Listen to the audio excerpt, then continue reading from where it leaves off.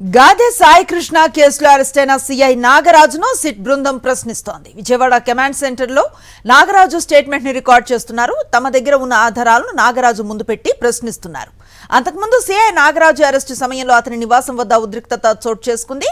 ఈ కేసు దర్యాప్తు జరుపుతున్న సిట్ నాగరాజు నివాసానికి వెళ్లింది. అయితే పోలీసుల రాకను గమనించిన నాగరాజు అనుచరులు, కుటుంబ సభ్యులు వారిని అడ్డుకునేందుకు ప్రయత్నించారు. దీంతో కొంతసేపు అక్కడ తోపులాట, వాగ్వాదం జరిగింది. వారిని పోలీసులు చెదరగొట్టారు. హైడ్రామా మధ్య సిట్ అధికారులు నాగరాజు ఇంట్లోకి ప్రవేశించి అదుపులోకి తీసుకున్నారు. పరిస్థితి ఉద్రిక్తంగా మారటంతో అదనపు బలగాలను మోహరించారు. విచారణ కోసం నాగరాజును కమాండ్ కంట్రోల్ రూమ్ కు తరలించారు. కృష్ణలంకకు చెందిన కాపు యువకుడు గాదే సాయి కృష్ణ కేసు తెలుగు రాష్ట్రాల్లో తీవ్ర చర్చనీయాంశమైంది. పోలీసులు లాకప్ డెత్ చేశారని బలమైన ఆరోపణలు వినిపిస్తున్నాయి. ఇప్పటికే రాష్ట్ర వ్యాప్తంగా ప్రజా సంఘాలు కూడా ఆందోళనకు దిగాయి. దీంతో ఎట్టకేలకు దిగి వచ్చిన ప్రభుత్వం నాగరాజును నామమాత్రంగా విఆర్కు పంపించి చేతులు దులుపుకోవాలని ప్రయత్నించింది. అయితే ఆందోళనలు ఉధృతం అవటం, సాక్ష్యాధారాలు కూడా ఒక్కొక్కటిగా బయటపడటం, అన్ని వర్గాల నుంచి వ్యతిరేకత రావడంతో నాగరాజును సస్పెండ్ చేసింది కూటమి ప్రభుత్వం. అప్పటి వరకు నాగరాజును సపోర్ట్ చేస్తున్నట్లుగా వ్యవహరించి కేసును నీరుగార్చడానికి ప్రయత్నించిన ప్రభుత్వం, అధికార పార్టీ పెద్దలు కూడా ప్రజా వ్యతిరేకత రావడంతో వెనక్కి తగ్గారు. ఎట్టకేలకు సాయికృష్ణ లాకప్ డెత్ కేసుపై ప్రభుత్వం సిట్ను ఏర్పాటు చేసింది. నాగరాజు లాకప్ డెత్ పై ప్రత్యేక బృందం దర్యాప్తును జరుపుతోంది. కేసుకు సంబంధించి కీలక ఆధారాల సేకరణతో పాటు సంబంధిత వ్యక్తుల పాత్రపై పోలీసులు లోతుగా దర్యాప్తు కొనసాగిస్తున్నట్లుగా సమాచారం. ఈ కేసులో కీలక ఆధారమైన Krishnalanka police station CCTV footage ని నాగరాజు మాయం చేసినట్లు, అలాగే లాకప్ డెత్ తర్వాత సాయికృష్ణ మృతదేహాన్ని బూడిద చేశారనే అనుమానాలు వ్యక్తమవుతున్నాయి. వీటన్నింటిపై సిట్ కూపిలాగనుంది. సస్పెండెడ్ సిఐ నాగరాజు సిట్ విచారణకు సంబంధించిన పూర్తి వివరాలను అందిస్తారు మా ప్రతినిధి సురేంద్ర.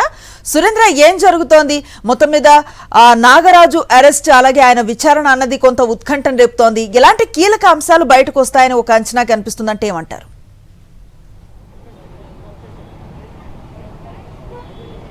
అనుశ్రీ, సిఐ నాగరాజుని ప్రస్తుతం సిట్ బృందం విచారణ అయితే చేస్తుంది. 1:30 ప్రాంతంలో సిట్ బృందం విచారణ కొనసాగించడం తెలుస్తుంది. దాదాపు గంటన్నర పాటు విచారణ కొనసాగుతున్న పరిస్థితి. ఇప్పటికే సాయికృష్ణ మిస్సింగ్కి సంబంధించి అనేక అంశాలని సిట్ బృందం సేకరించింది. ఇటు కుటుంబ సభ్యుల నుంచి ఆధారాలన్నింటినీ కూడా సేకరించింది. సాయికృష్ణ తల్లి విజయలక్ష్మి ఇచ్చిన ఫిర్యాదు మేరకు ఆ ఫిర్యాదుకు సంబంధించిన అన్ని ఆధారాలని కూడా వాళ్ళ కుటుంబ సభ్యులు ఏవైతే ఆధారాలు ఇచ్చారో అన్ని ఆధారాలను కూడా వాళ్ళు సేకరించారు. దాదాపు 6 గంటల పాటు కుటుంబ సభ్యుల్ని విచారించారు. వాళ్ళ దగ్గర నుంచి ప్రతి స్టేట్మెంట్ని రికార్డ్ చేసిన పరిస్థితి కనిపించింది. దాంతోపాటు కృష్ణలంక పోలీస్ స్టేషన్ సైతం సిట్ బృందం వెళ్ళింది. దాదాపు 2 రోజుల పాటు సిట్ బృందం పోలీస్ స్టేషన్లో ప్రతి చోటనే కూడా పర్యవేక్షించింది. ప్రతి అంశాన్ని కూడా జల్లెను పట్టిన పరిస్థితి కనిపించింది. ఇటు క్యూస్ టీమ్ కానీ ఆ టెక్నికల్ ఎవిడెన్స్తో సహా అన్నింటినీ కూడా సేకరించిన పరిస్థితి కనిపించింది. ఈ నేపథ్యంలో 2 రోజుల తర్వాత అంటే సిట్కి సాయికృష్ణ కేసుని ప్రభుత్వం అప్పచెప్పి 2 రోజులైంది. అప్పచెప్పిన వెంటనే సిట్ బృందం రంగప్రవేశం చేసింది. వెంటనే తమ విచారణ కొనసాగించిన పరిస్థితి. దాని ద్వారానే పూర్తిగా నాగరాజుకు సంబంధించి అన్ని ఆధారాలని సేకరించారు. ఆ ఆధారంగానే ప్రస్తుతం నాగరాజుని అదుపులోకి తీసుకొని నాగరాజు నుంచి మరింత సమాచారాన్ని సేకరిస్తున్న పరిస్థితి కనిపిస్తుంది.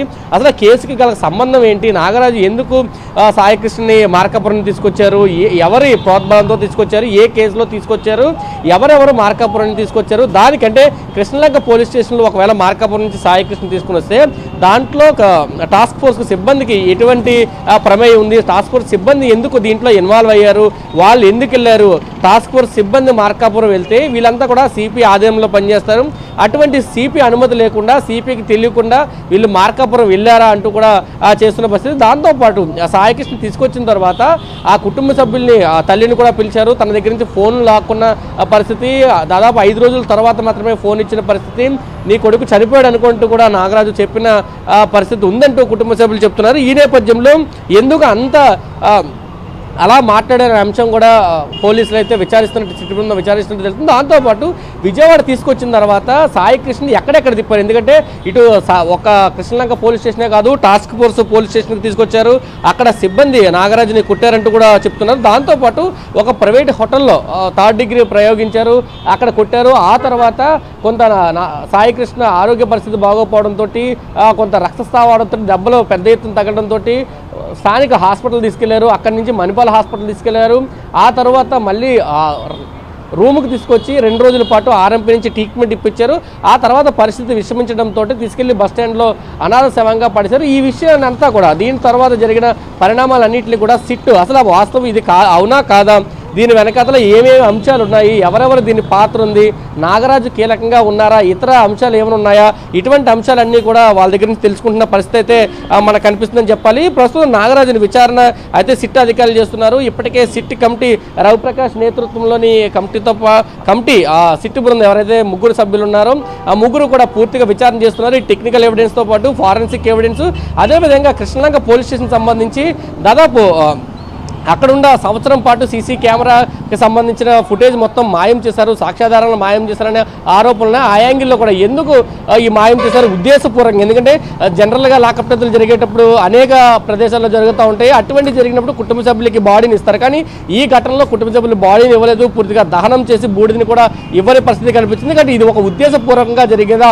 దీని వెనకాతల ఏమైనా మోటో ఉందా, దాంట్లో నాగరాజు పాత్ర ఏంటి, ఇతర ఉన్నతాధికారులు ఉన్నారా, లేకపోతే సిబ్బంది ఉన్నారా, ఇతర డిపార్ట్మెంట్లకు సంబంధించి ఎటువంటి సహకారాలు తీసుకున్నారు, ఇటువంటి అంశాలన్నీ కూడా సిట్ విచారిస్తున్నట్టు తెలుస్తుంది. ప్రస్తుతం సిట్ విచారణ అయితే 1.5 గంటల నుంచి కొనసాగుతున్న పరిస్థితి మనకు కనిపిస్తుందని చెప్పాలి అనుశ్రీ.